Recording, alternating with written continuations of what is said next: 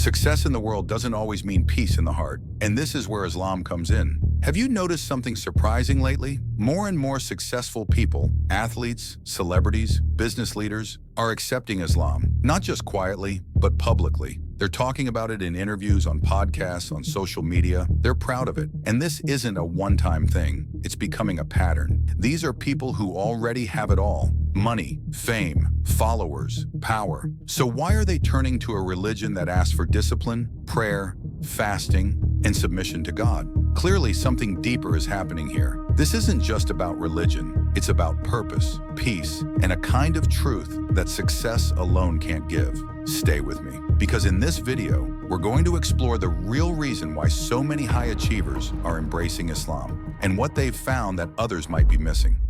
Most people dream of success, big money, fame, luxury, but ask those who have it, and many will tell you something unexpected. I still felt empty inside. That's the truth. Islam speaks directly to that emptiness. Surely in the remembrance of Allah do hearts find rest. Quran, Surah Ar-Ra'd 13:28. It's a powerful statement because what Islam offers isn't just a belief, it's meaning, a reason to wake up, a reason to be patient, a reason to be kind, a reason to live with purpose. Islam answers the big questions. Who am I? Why am I here? Where am I going after this life? The Prophet Muhammad once said, "True richness is not having many possessions. Rather, true richness is the richness of the soul." Sahih al-Bukhari 6446. And that's what many of these successful people were missing: soul-level peace. Not just noise, not just followers, not just likes, but real peace. And when they found Islam, they didn't just find religion, they found themselves. Here's something many people don't realize about Islam.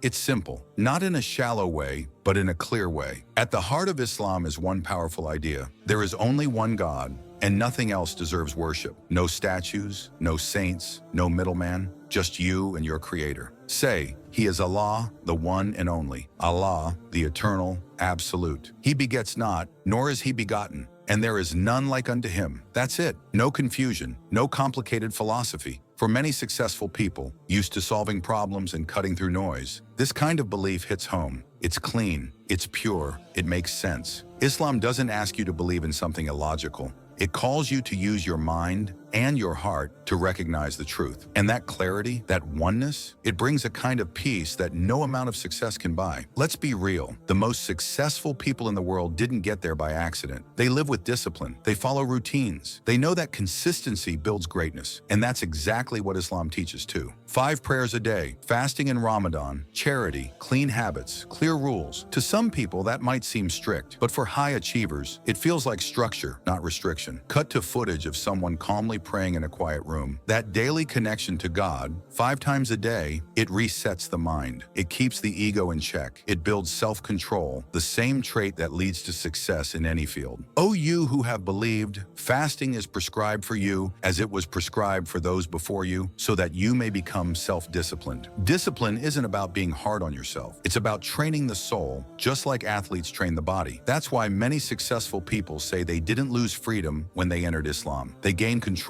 over their time, their desires, and their focus. We live in a world where everyone's trying to be in control. Control your time, control your image, control your future. But deep down, that gets exhausting. One of the biggest reasons people are turning to Islam, especially those at the top, is this: surrender brings peace. In Islam, you don't have to carry the weight of the world on your shoulders. You trust Allah, you do your best, and you leave the rest to Him. Indeed, with hardship comes ease. That's not just a nice quote, it's a promise. Islam teaches that life will test you, but you're never alone. Allah sees you, Allah hears you, and when you fall, you can always turn back to Him. The Prophet said, "Look at those below you and not those above you. That will make you more grateful." That mindset changes everything. It quiets the anxiety. It kills the comparison. It brings peace, not by escaping life, but by facing it with faith. That's something money can't buy, and for many, that's the moment they truly feel free. In today's world, so many things feel upside down. Lies are rewarded, greed is normal, wrong looks right. But Islam doesn't play that game. It stands firm. It gives you a clear moral code: what's right, what's wrong, and what's worth standing for. Visual: a man refusing a bribe, someone returning a lost wallet. Feeding the needy. Islam teaches justice. It demands honesty, charity, it commands care for the poor, the weak, the forgotten. Cut to Quran verse on screen. Indeed, Allah commands justice and good conduct and giving to relatives, and forbids immorality and bad conduct and oppression. This isn't about being perfect. It's about trying to live right, even when it's hard. And for many successful people, that's powerful. They've seen how easy it is to lose your values in fame or business. Islam brings them back to a center, a moral anchor that doesn't shift. Visual, someone giving zakat, charity, helping neighbors, defending truth in a tough moment. Even the Prophet Muhammad, peace be upon him, was called Al-Amin, the trustworthy, before he became a prophet. That's what Islam builds. People of principle. People who do what's right, even when no one's watching. And in a world full of noise and fake smiles, that kind of truth, it shines. In a world that's more connected than ever. Why do so many people still feel alone? Fame can isolate you. Wealth can separate you. Even success can make you feel like you don't belong anywhere. But Islam changes that. The moment someone says, La ilaha illallah, Muhammadur Rasulullah, they become part of a global family. Visual, Hajj, millions of people from all backgrounds, dressed the same, worshiping side by side. No matter your skin color, no matter your job, no matter where you're from, you're a Muslim, and that's all that matters. Cut to Quran verse on screen. Indeed, the believers are but brothers. Surah Al-Hujurat 49:10. This unity isn't just words, it's real. You'll feel it in the mosques, you'll see it in the greetings, you'll hear it in every Assalamu alaikum. For many converts, it's the first time they've felt truly connected to something bigger than themselves. Visual, a convert smiling as they hug a new Muslim friend, sharing a meal during Ramadan. It's not about losing your identity, it's about finding a deeper one that doesn't care about fame, race, or status, just faith, character, and heart. And in that brotherhood, people find a place to belong, a place to grow, a place to come home to. Today, everyone wants your attention, your mind, your soul. Society tells you what to wear, what to say, who to be. One day you're trending, the next day you're canceled. But when someone embraces Islam, they stop playing that game. They start living for Allah, not for people, not for likes, not for approval. That's what spiritual freedom looks like. Cut to text on screen. Say, indeed, my prayer, my worship, my life, and my death are for Allah, Lord of the worlds. In Islam, you're not judged by followers. You're judged by your sincerity. You don't answer to society. You answer to your Creator. That kind of clarity is rare, and for many people, especially those who've lived under constant public pressure, it's life-changing. You don't have to fake it anymore. You don't have to perform. Islam gives you permission to be real, to pray, to cry, to grow, to live for something eternal. That's not weakness, that's power. And for those who've tasted it, there's no going back. Most people who come to Islam didn't plan it. It started with something simple, a conversation, a video, a Muslim friend, a trip to a Muslim country, a quote that just hit different. That small moment turned into curiosity, and that curiosity turned into something life-changing. Cut to Quran verse on screen. And we will show them our signs in the horizons and within themselves until it becomes clear to them that it is the truth. Sometimes all it takes is seeing how a Muslim carries themselves, their peace, their discipline, their purpose. That's when the questions start. What are they doing differently? Why does it seem like they're so grounded? What is Islam really about? And once people start reading, start watching, start listening to the Quran, they realize this isn't about culture. It's not about race. It's not about politics. It's about truth. Visual, a new Muslim wiping tears after taking Shahada, moved by what they've discovered. That's how the journey begins. Not with pressure, not with force, just a spark. And that spark, it's happening more and more all around the world.